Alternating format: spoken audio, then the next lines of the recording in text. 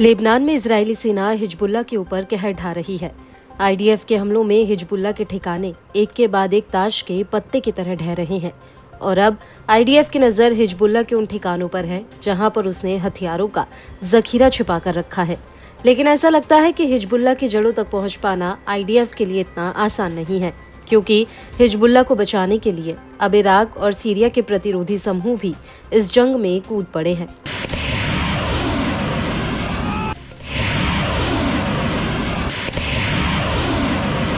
दरअसल इराक के प्रतिरोधी समूह का दावा है कि उसने कब्जे वाले फिलिस्तीन में आईडीएफ के 3 ठिकानों पर ड्रोन हमले किए हैं।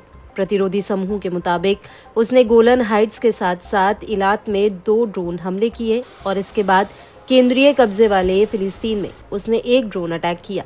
इस हमले के साथ साथ इराक से सीरियन गोलन हाइट्स में भी 1 ड्रोन फायर किया गया। इन हमलों से पहले 22 अक्टूबर 2024 को इराकी समूह ने तबारैया में आईडीएफ के एक अहम ठिकाने पर ड्रोन हमला किया। आपको बता दें कि इस अटैक के बाद इराकी प्रतिरोधी समूह ने इस हमले का वीडियो भी रिलीज किया है और इस हमले के बाद जॉर्डन वैली में भी प्रतिरोधी समूह ने एक ड्रोन हमला किया। प्रतिरोधी समूह का कहना है कि इस हमले के बाद उसने शाम होते होते सीरियन गोलन हाइट्स में आईडीएफ के ठिकाने पर एक ड्रोन अटैक किया। बड़ी बात यह है कि जब इराक से इजराइल पर यह हमले हो रहे थे तो उसी दौरान सीरिया के भीतर अमेरिकी सेना पर भी एक बहुत बड़ा हमला हुआ।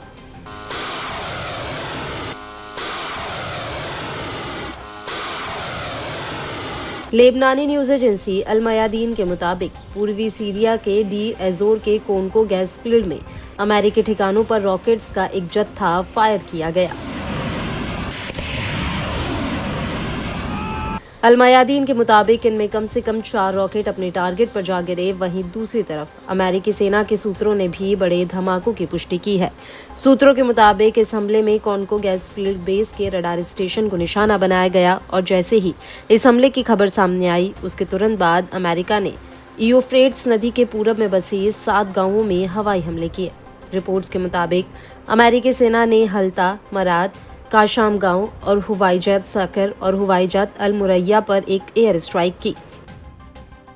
आपको बता दें कि अमेरिका के लिए इराक और सीरिया रणनीतिक लिहाज से काफी अहम है और यही वजह है कि इराक में अमेरिका के करीब 2500 सैनिक और सीरिया में कम से कम 900 सैनिक तैनात हैं। अमेरिका ने इस इलाके में आतंकी संगठन दाइश से लड़ने के लिए यहां पर अपनी सेना तैनात की है और अमेरिकी सेना पर हमले से पहले उसने उत्तरी सीरिया के राकाह प्रांत के शनानी गांव पर हमला किया, जिसमें कथित रूप से 4 सीरियाई लोगों की मौत हो गई थी।